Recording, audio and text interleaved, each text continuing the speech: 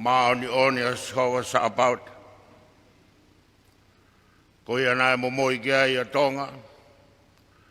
Koia kune kei puke puke. Ai monu ia i ho tau whanua. Tapu atu King Tupou koe tui o Tonga. Tapu kia kuina na spau. Princess Salo de Mafleo pila Tevita. Tapu ki ho eiki. O mea heini me ngahi whanua kau ngāpi me fis. Ka maha moa. Tapu ki heik no bere ai na Afio. Tapu ki he pare miaga mai kapneti mo e pureanga. Kau whafonga.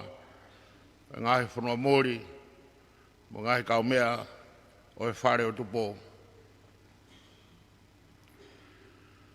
Tuke u whafonga i atu e mau tala monu i e whainga maari e koen.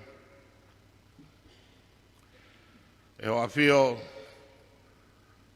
o whiewhia mo haka i lang tau e taha kotoa be i e pureanga, i e whanua, pia mo kakai. O mautui ki e whakautua mo e whakonistu tone, ho pure ki Tonga. Koe Koloa'ia o e ahoni. Koe kei lago i whia e a Fiona. Ke malua i a Tonga mo taua taina mo merino i ho pure mo haa mo e ofu. Te kia i ke tutulu ho tau whare. Pe manuka ho tau whanua i he pure e whare o Tupou mo haa mo e ofu. O Koloa'ia. Ki a Fiona koe hokosia e ono o fulmani matau, koe alo ofa ai o tua. Pea kuto e whakoloa be whoki Tonga. Ki taine kuini ka maa e whare alo, ai whare o Tupou, pea mo Tonga. Te ko haiti nei lava ke whamaa opo e whia mo e whawhita i ahon. Te mau heni mo e pureanga mo e whanua. Pea mo e Lotu, ke kau whataha, ke maalari o i kuna, mo whai e o tua mai a Fiona. O mau whatawanga toa pe, ke ofa hulu e o tua maafi mafi, ke ne whatu mau mo whamanu ia e a Fiona, a ke ngahi tau lahi, ke whai ai ho o pure. Ke ne oa tua hala whamau mo whai tonu, ke whai maoni oni mo hauhawa, ho tataki, o whai ki ho whanua. Koe Lotu e punake na e hiwa i e kau hiwa, koe wholofola na e lau mi he same, ke whakaamnoa, ke monu ia ai tu'i, ke monu ia a hono kakai, pea mohono pureanga. E lawa pe ia i he whai maoni oni ai tu'i, he tawa taina hono pureanga.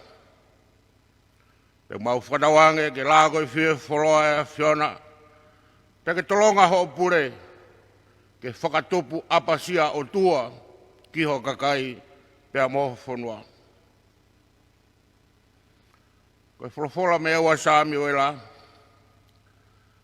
na malanga ia Mr. Thomas, i whanoa fo Siasi Tupou luaki, koe tui kanoku polu. I Disema a wha, tawalu whanima. Tako ne ako na kia, kia Tupou, pea ki hono whare, pea moe haa tui kanoku polu. Mo whairo tonu, ho mou pure, pea mo apasia ki he otua. Pea mau tui ka whakau pe ia, o whakatoka aki a monu ia, ho hoko koho mau tui, ke monu ia mo apasia o tua, a Tonga, pea moho kakai. Ke mau tala monu ia a hon, ke lago i whiwe wholoa, mo monu ia i bea a Fiona, pa ke hoko ati ho pure, ai kloa tuk whaholo, ai whare o Tupou, mo tui ka noku polu. I kai hatoa mea kehe ko e whaitotonu, mo apasia o tua, kai tau ataina momonu ia a Tonga o Tupou. Ofa ke moni tonu ai bea e Afiona, i whai ala ofa mo i mesi a ho tau o tua, pe ke Tupou a e whare o Tupou, moho mou pure, mo i ofa ke o mou kakai. Ke tau lot. O ai Afiona ko tamai alo mo lau mare mao ni oni, ai lang mo i ngeia, o i mea ko tau be i langi, mo mamani. Ko i lang i ho mau tui, o i taloni o Tupou, mo Tonga, ko i Koloa'ia mo ia e Afiona. Kau mau unu mai ke tu Koloa'ia, ai whakatahangani be mo whanua, ai whare o Tupou mo hou eik, kau maa e pureanga, ke hiki atu ai whelaulau whawhitai, whonu hounga ia au pito, ke uhi koe whamanu ia o King Tupou ono, ke ne ikuna e tau whakawhiawhia koe ni. Ko hoko si ae ni honono ko fulmani mata. Ako ono ko fulmani mata wai beia ho al ofa ke deia. Pe mohono whare, pe monu ia i ho mau whanua. Whawhitai o whai mes ki ho pani. Ko halahala i monu ai ne pule. Ko uhi koe mawhai o e poto mo ilo mea whaka o tua.